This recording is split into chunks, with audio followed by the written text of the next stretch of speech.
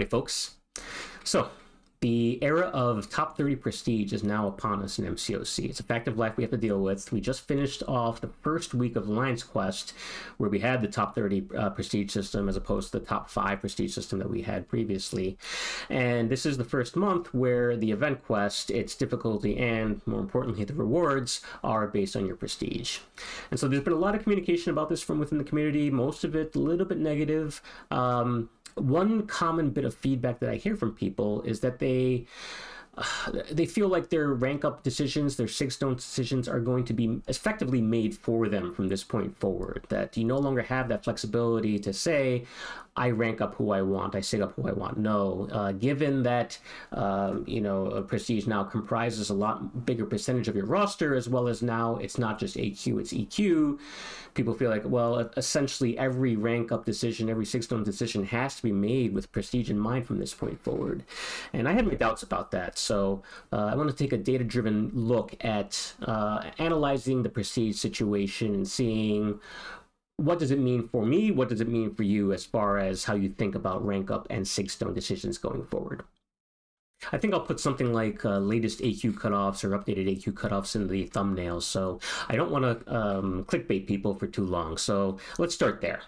So these are the different tiers, I guess, different reward tiers of Alliance Quest. So just quick recap: the points at which the reward payouts change is top 1, top 5, top 10, top 20, top 30, top 45, top 90, top 150. At least I'm just going to focus on those top ranks, right? There's a lot more tiers than that, obviously. So what I've done here is to say for this most recent week of AQ that just completed, which again was the first week where top 30 prestige was used to calculate your starting prestige, who are the alliances who landed at each one of these cutoff spots? What's their top 30 prestige? Also, just for another point of reference, what's their legacy top 5 prestige? The rest of these columns I'll go over in a little bit when they become relevant. But just first, looking at the prestige values. So even though we're here to talk about top 30 prestige, just a quick look at the top 5 prestige, the way it was very quickly. And one thing that jumps out at me is you look at the top 1, 36.4 roughly prestige, 36.4K, and the top 30 point, right, 35.9K. So only like 400 points separating number 1 from number 30. That's such an incredibly tight spread, right? And so whatever your misgivings are, if you have any about this prestige change, I hope at least, most of you can look at this and acknowledge that, okay, the current state of the prestige race where across 30 plus alliances, right? You have hundreds of people, close to 1,000 people who are so laser focused on just eking out every single last point of prestige in their top champion rank ups and their top champion sigstone decisions, right? I hope that you can all agree that that was a little bit silly. It's starting to get a little bit silly, right? So what happened as we moved to top 30 prestige? You can see the number 1 alliance, NY718. 33.4K average prestige. That's pretty impressive for top 30. Number 5, Relax, 32K. So just from number 1 to number 5 now, you have a 1,400 point spread. And you see that the rest of the way down this table, right? It's another roughly 1,000 points from top 5 to top 10. Top 10 to top 20, there's some clustering going on there, right? But then you have another like 1,400 point drop between 20 and 30. So there's a lot more flexibility now, or a lot more room, I guess, between these top alliances. And you might argue, okay, well, that's kind of a temporary state of affairs, right? Things will balance out. One of the things I'll get to is just how long it would take, I guess, for things to balance out. But let's keep on going on to just this table here, right? So this 5th column I have here is how much of a drop-off did alliances see when they went from top 5 to top 30, just in terms of the nominal value of your prestige? And so that top ally NY718, you can see that, well, they had pretty deep rosters. They only had a 3K drop off in their overall alliance-wide prestige. But as you go further down the table, 4K, but now you start to get 5K at top 10, and then very quickly getting into 6.5K, close to 7K, right? So, if you look in forum posts, right, or you probably heard in your Alliance chats people who are grumbling about the impact that this change had on their prestige, even towards the top ranks of the Alliance table. That was common, right? 6K, close to 7K drops. That's what the top, top 30, top 45. That's what they're seeing, right? So,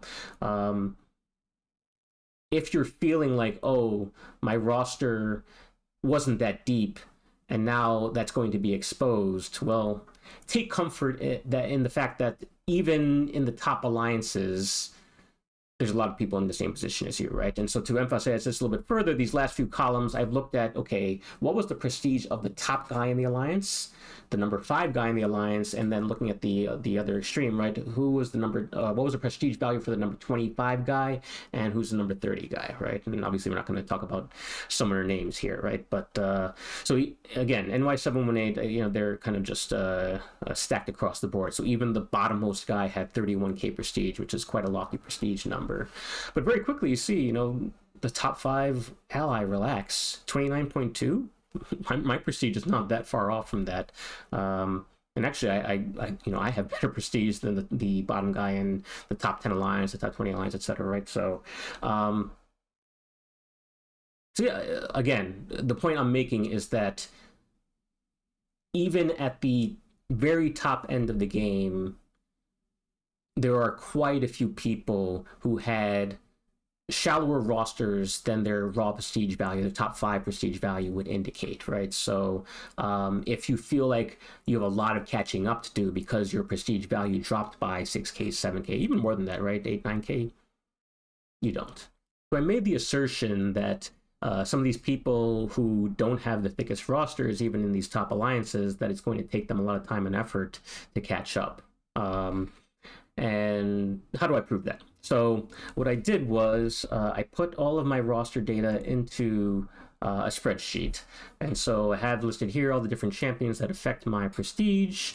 The second table here in the middle is showing just an ordering of the champs by prestige, and then in the top right corner, it might be a little bit hard to read the numbers, but it's showing my current, or at least at the time of this time that I put together the sheet, which is maybe a week or 2 out of date as of the time of this video. But my top 5 prestige was a little bit short of 31K, and my top 30 prestige, this is just champion prestige, this is not including relics, 26.2K.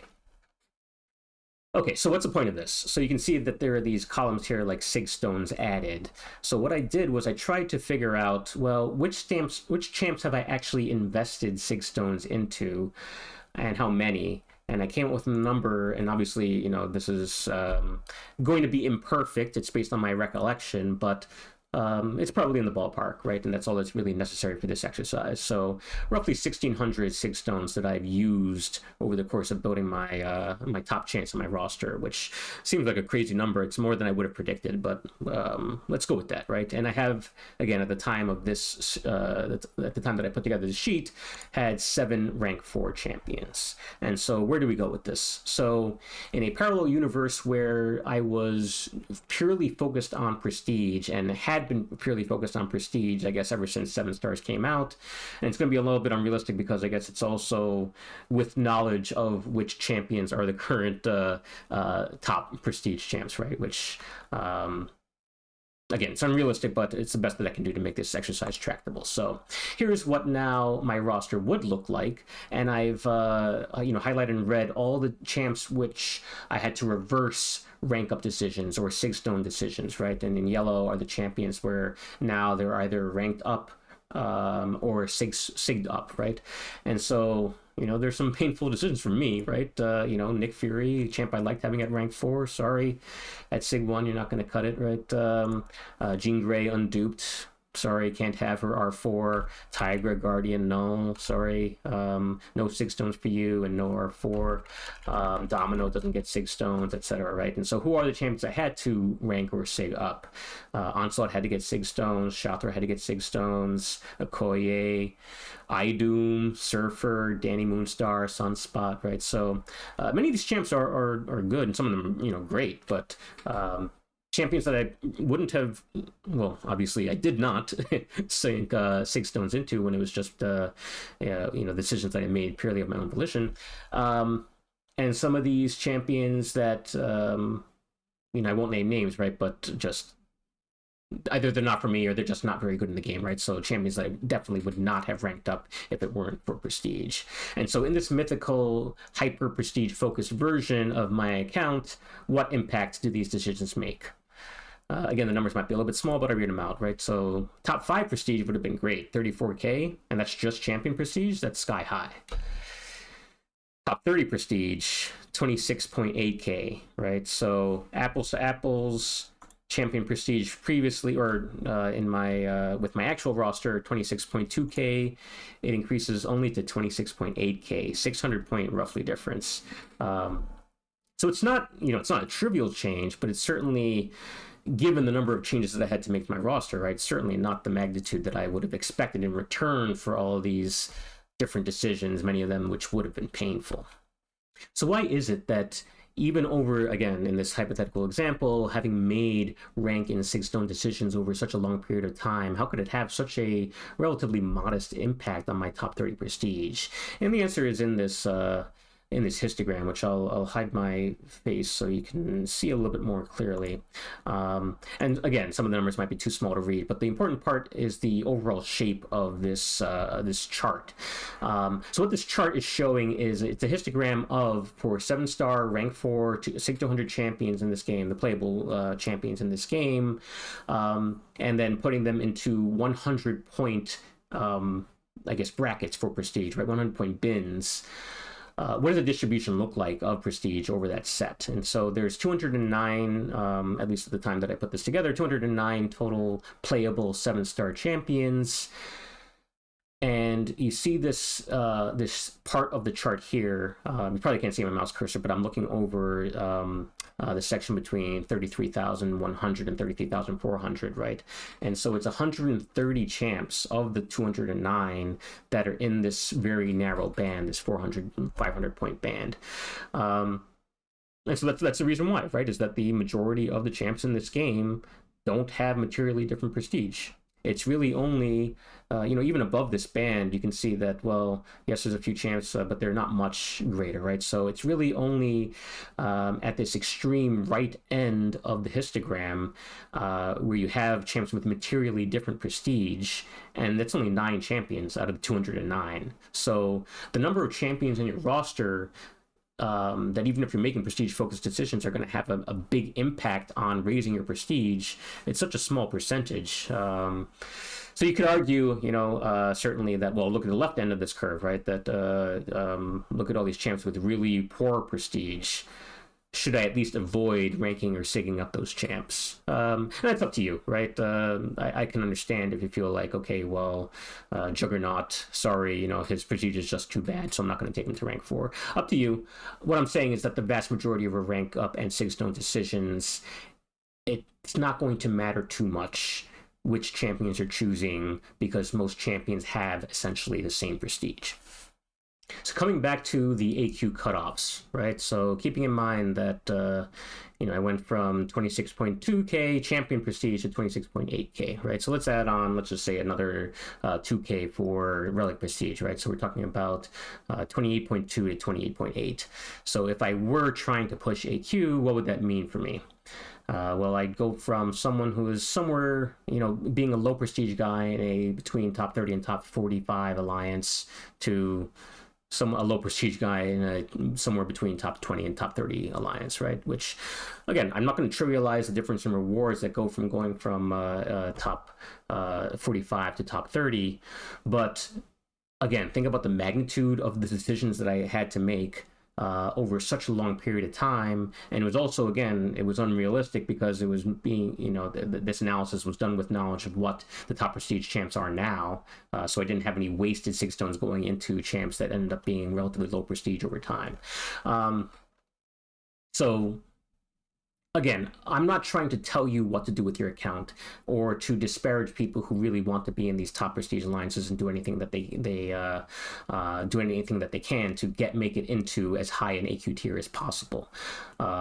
this is all really geared towards that the people out there who are saying, I feel like I'm forced to rank and sig up champions, only high prestige champions going forward. And what I'm saying is, no, that's not true.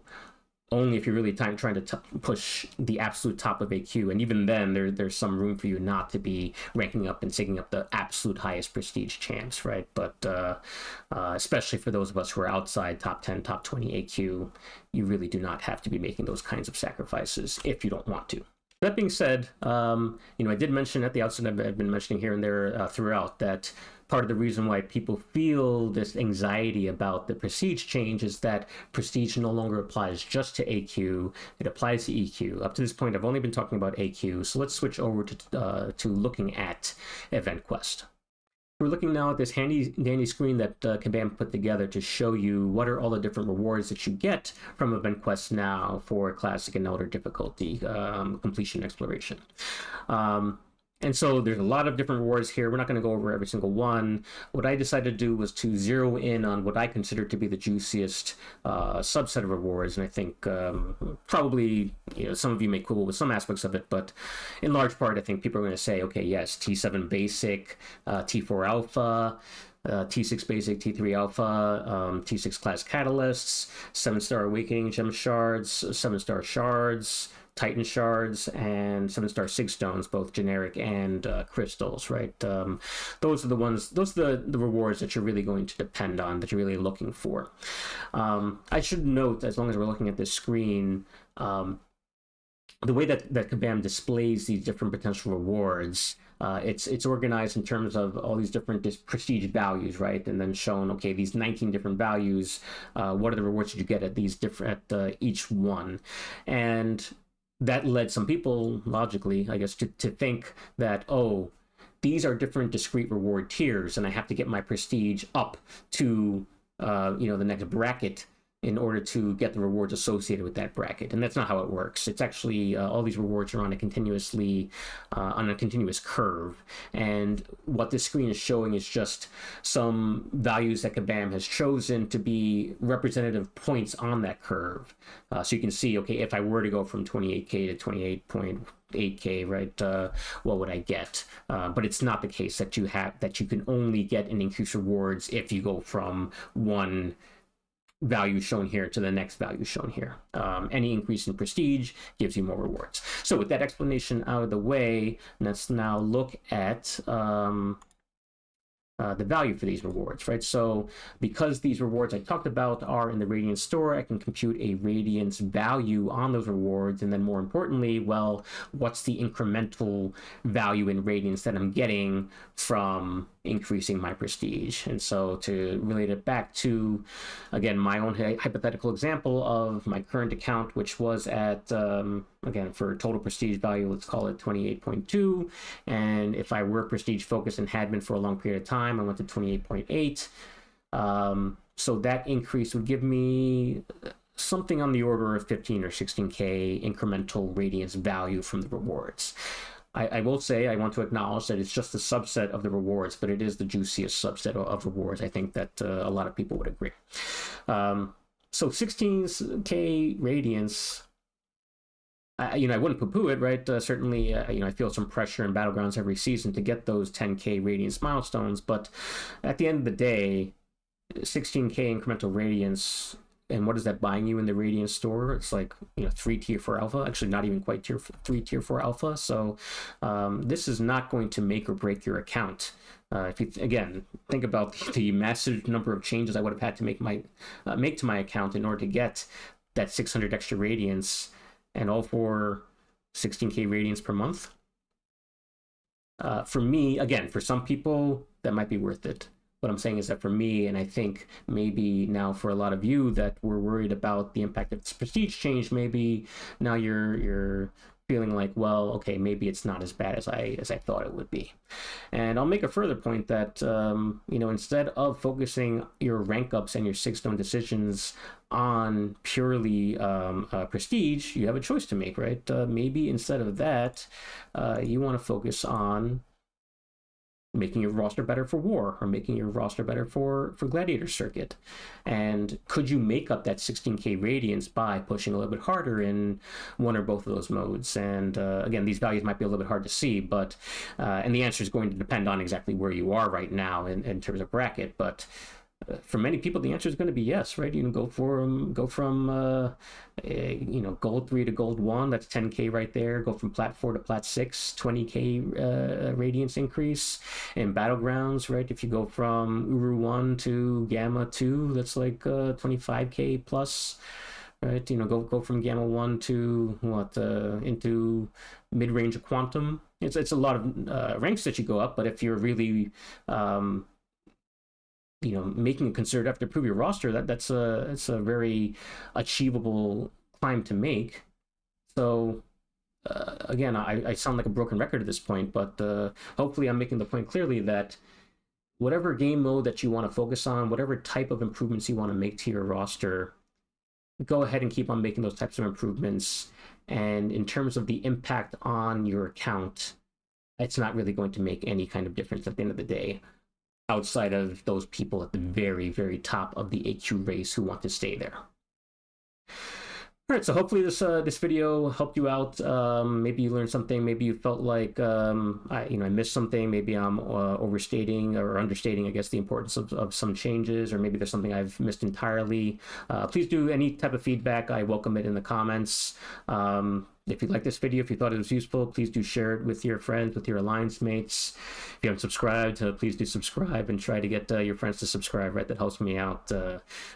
Still, I think, below 250. So I guess the next milestone, actually, let's shoot past 250. Let's say the next milestone is going to be getting to 300. I'd like to get to 300 by, let's say, I don't know, end of October. Again, I keep on teasing this some tool that I want to release to the community, and hopefully once I do that, that'll help me get a big increase of subscribers, but I'll have to keep the wraps on that for now. In any case, have a good day. Hope you found this useful. Talk to you all soon.